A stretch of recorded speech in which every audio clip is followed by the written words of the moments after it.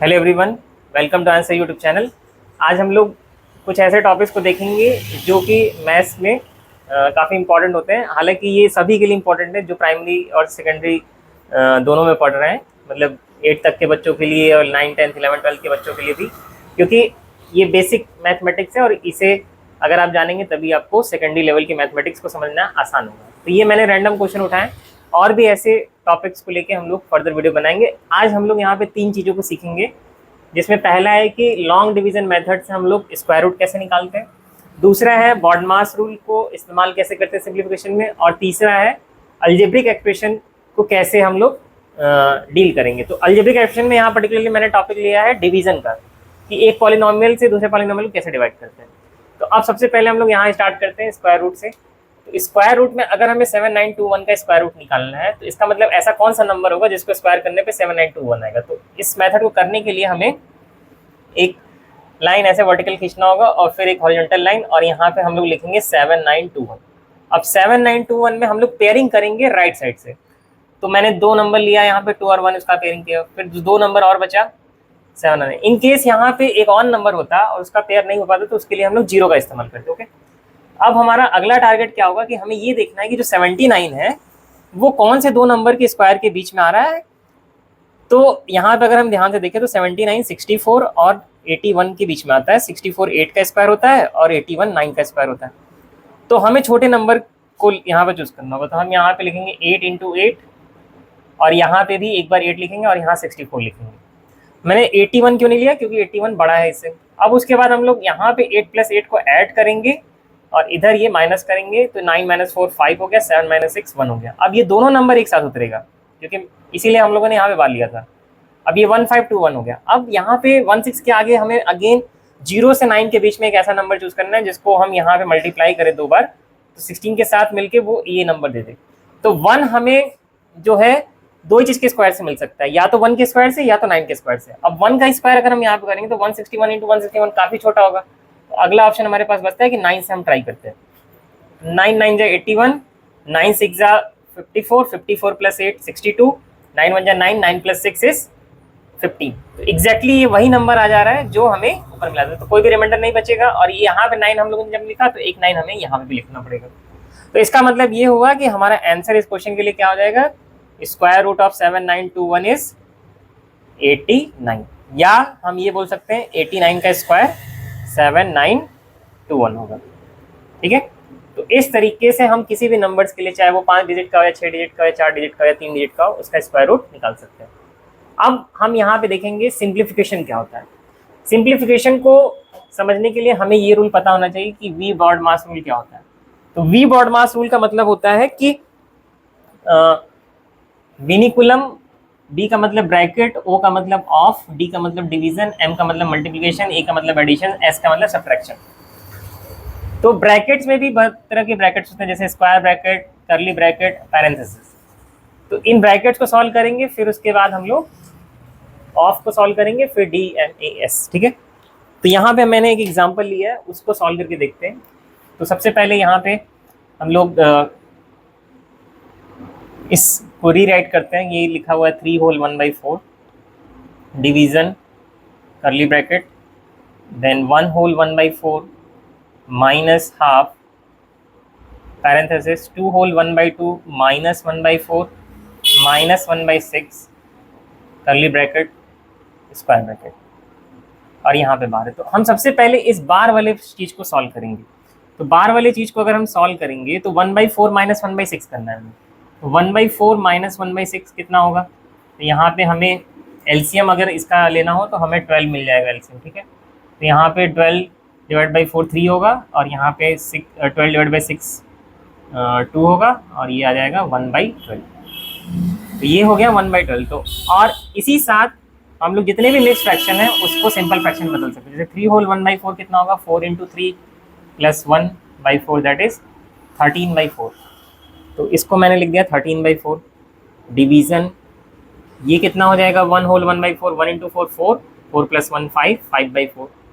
फिर हाफ, फिर ये 2 2 जा 4, 4 प्लस 1 5, 5/2। और अभी हम लोगों ने इस बार को सॉल्व किया था, ये कितना आया था 1/12। ओके, अब इसके बाद हम लोग ब्रैकेट्स के ऑर्डर में सॉल्व करेंगे। इस ब्रैकेट को पहले सॉल्व करते हैं। 5/2 माइनस 1/12, तो यहाँ पे अगर हम 6 से मल्टीप्लाई करते हैं तो ये डिनोमिनेटर सेम हो जाएगा, तो 30/12 माइनस 1/12 इज इक्वल टू 29/12। तो यहाँ पे ये ब्रैकेट की जगह हम लिख सकते हैं 13/4 डिवीज़न 5/4 माइनस 1/2, ये हो जाएगा 29/12। ओके, फिर हम लोग इस करली ब्रैकेट को सॉल्व करते हैं। तो यहाँ पे ये 29/12 मतलब 29/12 इंटू 1/2 29/24 हो जाएगा। तो इसको अलग से हम सॉल्व कर लें अगर 5/4 माइनस 29/24, तो इस 24 को बनाने के लिए 4 में हम लोग 6 से ऊपर नीचे मल्टीप्लाई कर लेते हैं। ये रहेगा 30/24 माइनस 29/24, आई थिंक ये आ जाएगा 1/24। तो मतलब इस करली ब्रैकेट की जगह हम लोग क्या लिख सकते हैं 1/24। ओके, तो अब हमारे पास लास्ट में ये स्क्वायर ब्रैकेट बचा, तो अब स्क्वायर ब्रैकेट लगाने की कोई ज़रूरत भी नहीं है। अब हम डिवीज़न की जगह मल्टीप्लिकेशन करेंगे, तो ये 1/24 रेसिप्रोकल में हो जाएगा, और ये 4 जो है 24 को 6 टाइम में काटेगा, और 13 इंटू 6 कितना हो जाएगा 78। तो इस तरीके से हम लोगों ने इस क्वेश्चन में समझा कि कैसे हम लोग गॉड मास रूल लगा के 78 आंसर ला सकते हैं। अब हम बढ़ते हैं अपने अगले टॉपिक की तरफ, जो हमारा है अलजेब्रिक एक्सप्रेशन। ठीक है, तो इसमें हम लोग जब डिवीजन करेंगे तो हमें ध्यान ये रखना है कि यहाँ पे जो एक्स का पावर है जिस ऑर्डर में, उसी ऑर्डर में हमें यहाँ पे इसको डिवाइजर को भी रखना होगा। तो ये बेसिकली हमारा क्या है, डिवाइजर है, और ये जो पूरा पार्ट है यहाँ से लेकर यहाँ तक, ये क्या है, डिविडेंड। तो लास्ट में हमें ये भी प्रूफ करना होगा कि dividend is equal to divisor into quotient plus remainder होता है। तो हम यहाँ पे इसको पहले इस ऑर्डर में लिखेंगे -5x + 2, क्योंकि यहाँ x पहले है, तो यहाँ पे इस ऑर्डर में अगर हम लिखेंगे फिर उसके बाद इसको डिवाइड करेंगे। ये है -75x³ + 67/2x² + 18/5x - 2। अब ध्यान हमें ये देखना है कि यहाँ पे जो पहला टर्म है और यहाँ पे जो पहला टर्म है वो क्या है। तो हमारे पास पहला टर्म है -5x, ओके सॉरी -75x³। तो हमें ये कोशिश करना है कि हमें -5x से -75 कैसे मिलेगा। तो अगर हम यहाँ पे ये देखें कि -5 तो यहाँ पे मतलब माइनस माइनस सेम दिख रहा है, 5 से 75 बनाना है तो हमें 15 से मल्टीप्लाई करना होगा, और यहाँ x का पावर 3 है, यहाँ x का पावर 1 है, तो x के पावर 1 को x के पावर 3 बनाने के लिए x के पावर 2 से मल्टीप्लाई करना होगा। तो इसका मतलब ये कि जो पहला टर्म हम यहाँ पे लेंगे क्वोशिएंट में वो क्या होगा 15x²। तो 15x² से हम लोगों ने यहाँ पे मल्टीप्लाई किया, ये हो गया -75x²। अब ये 15x² इस 2 से भी मल्टीप्लाई होगा, ये पूरा का पूरा टर्म है पॉलिनोमियल। 15x² इंटू 2 होगा 30x²। 30x² को हम x² के कोफिशिएंट के नीचे ही लिखेंगे, तो यहाँ पे मैंने लिख दिया 30x²। अब यहाँ पे हम माइनस करेंगे, तो माइनस माइनस यहाँ पे हो गया प्लस, प्लस माइनस माइनस हो गया, ये और ये टर्म कट जाएगा। यहाँ पे हम लोग क्या लिखेंगे 67/2 - 30। 67/2 - 30 कितना होगा 67 - 60/2, that is 7/2। Okay, that is 7/2। तो ये हो गया हमारा 7/2x²। ठीक है, ये रफ वर्क है हमारा। 7/2x² करने के बाद हम लोग अगला टर्म इसमें उतारेंगे, और वो क्या है 18/5x।